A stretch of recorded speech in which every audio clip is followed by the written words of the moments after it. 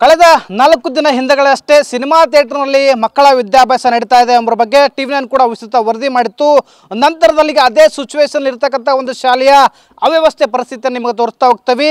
ಬಳ್ಳಾರಿ ಜಿಲ್ಲೆಯ ಸಿರುಗುಪ್ಪ ತಾಲೂಕಿನ ಕರೂರು ಗ್ರಾಮದಲ್ಲಿ ಡಾಕ್ಟರ್ ಬಿ.ಆರ್. ಅಂಬೇಡ್ಕರ್ ವಸತಿ ಶಾಲೆ ವ್ಯವಸ್ಥೆಯನ್ನು ತಾವು ಗಮನಿಸಬಹುದು. ಇದು ಕರೂರಿನ ಕೃಷಿ ಉತ್ಪನ್ನ ಮಾರುಕಟ್ಟೆ ಗೋಡೌನ್ನಲ್ಲಿ ವಸತಿ ಶಾಲೆ ನಡೀತಾ ಇದೆ. ಮಕ್ಕಳಿಗೆ ಕನಿಷ್ಠ ಒಂದು ಕಟ್ಟಡದ ವ್ಯವಸ್ಥೆಯನ್ನು ಸರ್ಕಾರ ಕಲ್ಪಿಸಲ್ಲ ಅಂತಂದ್ರೆ ನಿಜಕ್ಕೂ ಕೂಡ ಇದು ದುರಂತ.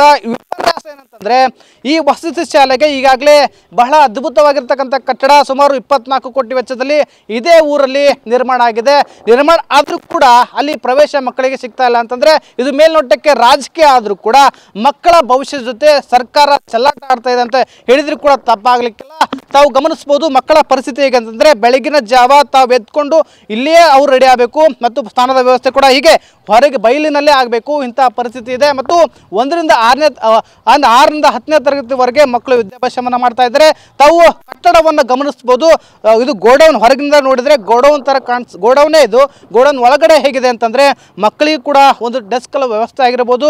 ಮತ್ತು ನಿಮ್ಮ ಉಬ್ಬಿದ ರಕ್ತನಾಳಗಳ ಸಮಸ್ಯೆಗೆ ಎವಿಸ್ ಆಸ್ಪತ್ರೆಯಲ್ಲಿ ಕೇವಲ 30 ನಿಮಿಷದ ಲೇಸರ್ ಚಿಕಿತ್ಸೆಯೊಂದಿಗೆ ಮುಕ್ತಿ ಹೊಂದಬಹುದು. ಹೆಚ್ಚಿನ ವಿವರಗಳಿಗಾಗಿ ಸಂಪರ್ಕಿಸಿ 8088837300. ಇತರೆ ಸೌಲಭ್ಯಗಳು ಕೂಡ ಇಲ್ಲ ಮತ್ತು ಗೋಡೌನ್ಗೆ ಹೊಂದಿಕೊಂಡಿರ್ತಕ್ಕಂಥ APMC ಮಾರ್ಕೆಟ್ ಅಂತೂ ತಾವು ಗಮನಿಸಬಹುದು. ಈಗಾಗಲೇ ಕೃಷಿಕರು APMC ಮಾರ್ಕೆಟನ್ನು ಬಳಕೆ ಮಾಡ್ತಾ ಇದ್ದಾರೆ. ಕಾರಣ ಅಂತಂದರೆ ಸಾಕಷ್ಟು ಫಸಲುಗಳು ಈಗಾಗಲೇ ಕೊಯ್ಲಿಗೆ ಬಂದಿರ್ತವೆ. ಕೊಯ್ಲಿಗೆ ಬಂದ ನಂತರದಲ್ಲಿ ಅವರು ಇಲ್ಲೇ ಏನು ಬಂದಿರತಕ್ಕಂಥ ಭತ್ತ ಆಗಿರ್ಬೋದು, ಮೆಣಸಿನಕಾಯಿ ಆಗಿರ್ಬೋದು, ಅವುಗಳನ್ನು ಇಲ್ಲೇ ಒಣಗಿಸುವಂಥ ಪ್ರಯತ್ನವನ್ನು ಮಾಡ್ತಾರೆ ಮತ್ತು ಇದರ ಮೂಲಕವಾಗಿ ಮಾರುಕಟ್ಟೆಗೆ ಕೊಡ್ತಾರೆ. ತಾವು ಪೋಷಕರನ್ನು ಕೂಡ ಗಮನಿಸ್ತಾ ಇದ್ದೀರಾ. ಸಾಕಷ್ಟು ಬಾರಿ ಈಗ ಇಲ್ಲಿರ್ತಕ್ಕಂಥ ಅಧಿಕಾರಿಗಳಿಗೆ ಮತ್ತು ಪ್ರಿನ್ಸಿಪಲ್ಗಳಿಗೆ ಸಾಕಷ್ಟು ಮನವಿಯನ್ನು ಮಾಡ್ಕೊಂಡಿದ್ದಾರೆ. ಕಾರಣ ಅಂತಂದರೆ ಈಗ ಕಟ್ಟಡದ ವ್ಯವಸ್ಥೆ ಇಲ್ಲ ಅಂತಂದ್ರೆ ಓಕೆ, ಆ ಒಂದು ಅಡ್ಜಸ್ಟ್ ಮಾಡ್ಕೊಂಡು ಹೋಗ್ಬೋದು. ಆದರೆ ಈಗಾಗಲೇ ಕಟ್ಟಡ ವ್ಯವಸ್ಥೆ ಇದ್ರೂ ಕೂಡ ಮಕ್ಕಳನ್ನು ಯಾಕೆ ಕರ್ಕೊಂಡು ಹೋಗ್ತಾ ಇಲ್ಲ ಅನ್ನೋ ಕೂಡ ಪ್ರಶ್ನೆ ಮಾಡ್ತಾ ಇದ್ದಾರೆ. ನಾನು ಒಳಭಾಗದಲ್ಲಿ ಒಂದು ಗೋಡೌನ್ ಒಳಭಾಗದಲ್ಲಿ ಹೋಗ್ತೀನಿ, ಮಕ್ಕಳ ಪರಿಸ್ಥಿತಿ ಹೇಗಿದೆ, ಯಾವ ರೀತಿ ಕೂತ್ಕೊಂಡು ಕಲಿತಾ ಇದ್ದಾರೆ ಅನ್ನೋದ್ರ ಬಗ್ಗೆ ಕೂಡ ಸಂಪೂರ್ಣವಾಗಿ ತೋರಿಸ್ತಾ ಹೋಗ್ತೀನಿ. ಅಂತಂದರೆ ಈಗಾಗಲೇ ಸರ್ಕಾರ ಕೋಟ್ಯಾಂತರ ರೂಪಾಯಿ ಖರ್ಚು ಮಾಡ್ತೀವಿ ಅಂತ ಹೇಳ್ತಾರೆ ಮಕ್ಕಳಿಗೋಸ್ಕರ.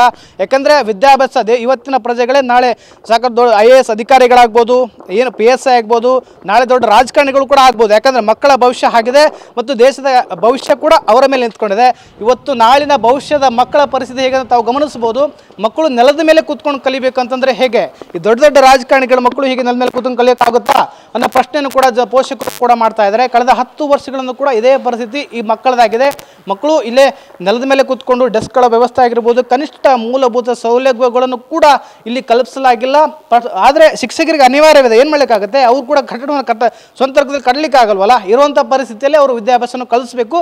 ಹೀಗಾಗಿ ಅವರ ಪ್ರಯತ್ನವನ್ನು ಅವ್ರು ಮಾಡ್ತಾ ಇದ್ದಾರೆ. ಮಕ್ಕಳು ಕೂಡ ಅನಿವಾರ್ಯವಾಗಿ ಕಲಿಯುವಂಥ ಪರಿಸ್ಥಿತಿ. ಇದು ಕರೂರು ಶಾಲೆಯ ಅಂದರೆ ಡಾಕ್ಟರ್ B.ಆರ್. ಅಂಬೇಡ್ಕರ್ ವಸತಿ ಶಾಲೆಯ ಒಂದು ಅವ್ಯವಸ್ಥೆ ಆಗರವಾಗಿದೆ. ಇನ್ನಾದರೂ ಕೂಡ ಸರ್ಕಾರ ಈ ಅವ್ಯವಸ್ಥೆ ಬಗ್ಗೆ ಗಮನ ಹರಿಸಬೇಕು ಮತ್ತು ಇಲ್ಲಿರ್ತಕ್ಕಂಥ ಸಿಚುವೇಶನ್ನ ಗಮನಿಸಿ ಈಗಾಗಲೇ 24 ಕೋಟಿ ವೆಚ್ಚದಲ್ಲಿ ನಿರ್ಮಾಣವಾಗಿರುವಂತಹ ಒಂದು ಕಟ್ಟಡಕ್ಕೆ ಈಗ ಕೂಡಲೇ ಶೀಘ್ರದಲ್ಲೇ ಶಿಫ್ಟ್ ಮಾಡಬೇಕು ಅಂತ ಪೋಷಕರಾಗಿರ್ಬೋದು ಮತ್ತು ವಿದ್ಯಾರ್ಥಿಗಳಾಗಿರ್ಬೋದು ಒತ್ತಾಯವನ್ನು ಮಾಡ್ತಾ ಇದ್ದಾರೆ.